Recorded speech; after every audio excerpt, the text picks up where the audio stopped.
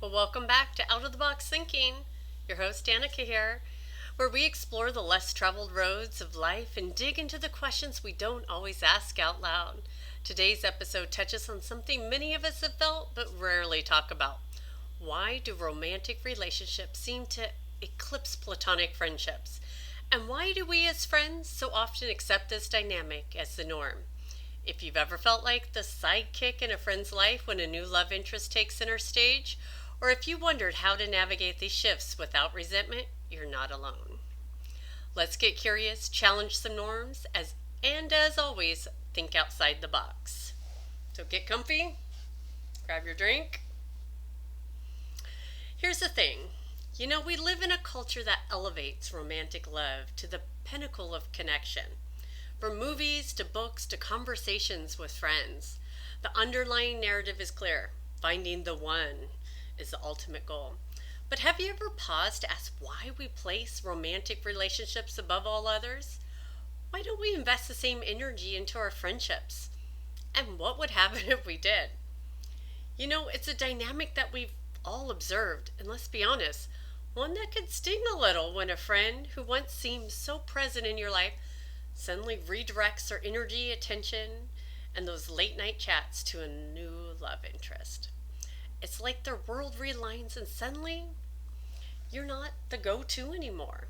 You're still there, sure, but you feel like you've been shifted into a different category. Maybe even the back burner. I've been thinking about why this happens, and I keep coming back to how our society prioritizes romantic relationships over platonic ones. There's this unspoken rule that when someone finds the one, everything else, including friendships, must take a back step. But why? Why don't we put the same energy into developing and maintaining platonic relationships?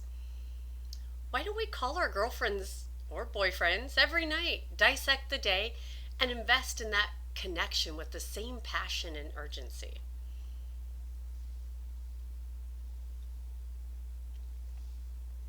Let's take a real life example. Recently, I've been building a couple wonderful friendships. The connections feel meaningful, and I enjoy getting to know these friends more deeply. We text here and there, catch up on life, and make plans. But here's where I notice a pattern. Well, I might go a day or two without a response, and truly, I don't mind. But everything shifts when a love interest enters the picture. Suddenly, that friend who texts back leisurely is having late night phone marathons with their new romantic partner. They're pouring energy, attention, and their best stories into this new connection. And I can't help but wonder, why don't we, as girlfriends, do this for each other? It's not just a recent observation for me. I think back to my childhood best friend. She and I were inseparable, and when she got married, her husband became one of my good friends too. We all shared in each other's lives equally. But when they divorced and she and I reconnected, spending hours talking and leaning on each other for a while, it felt like we were back to being best friends that we'd always been. But then when she met her now second husband, and once again, I became an afterthought. Like he became her new best friend overnight. And well, I don't begrudge her happiness. I couldn't ignore the shift. It stung. It always does. And so let's be honest, or get honest, right? Why is this so common? Why do romantic relationships take priority in a way that platonic ones rarely do? Is it about societal expectations? The novelty of a romantic attraction? Or are we conditioned to believe that friendships are inherently less important, less worthy of effort and commitment? Here's another layer to consider. What, what role do we as individuals play in this dynamic? Do we allow it to happen because we don't want to seem needy or demanding? Or do we step aside too easily, assuming it's just the way things are? And how does this pattern affect single people who often rely on friendships as their primary source of connection and support? For me, this raises deeper and more personal questions. As a single person myself, how do I stay in my empowered self when I feel like I've been replaced? How do I avoid letting these shifts erode my sense of worth? And how do I communicate my needs to my friends without sounding resentful or making it a competition? Because it's not, right? One answer I found lies in redefining what friendship means to me. Friendship, I realized, is its own love story. It deserves as much care, passion, and investment as any romantic relationship. But this just doesn't happen. It requires intention. It means reaching out even when you feel sidelined. It means asking your friend for what you need. Hey, I miss our talks. Can we catch up soon? It means showing up for your friends and expecting the same in return, not as a fallback option, but as a priority. But empowerment also comes from within. When I feel that pang of rejection, I ask myself, what is this really about? Is it just about my friend's new relationship? Or is it touching something deeper?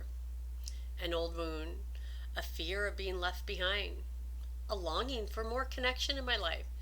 These moments can be invitations to turn inward, to check in with ourselves, and to meet our own needs in ways we might not have before. With that said, I think it's worth questioning the broader societal narrative here.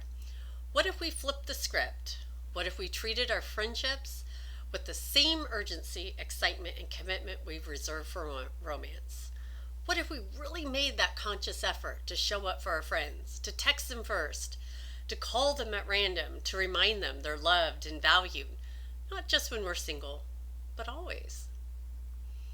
Imagine a world where platonic love wasn't seen as secondary, where friendships were celebrated with the same fervor as weddings, anniversaries, and Valentine's Day. What kind of community could we create if we truly valued all forms of connection equally? So where does that leave us? For me, it's a reminder to lean into my friendships, even when they feel unbalanced. It's a call to communicate my feelings, not out of anger or jealousy, but out of love for the connection that we built. It's a challenge to myself to keep showing up, even when it feels hard, and to trust that people who matter will do the same. And for anyone else feeling this too, I'd ask, how can you nurture your friendships in a way that feels fulfilling to you? How can you honor the connection in your life, even when they shift? And how can you challenge the cultural scripts that tell us romance is everything and friendship is just a supporting cast?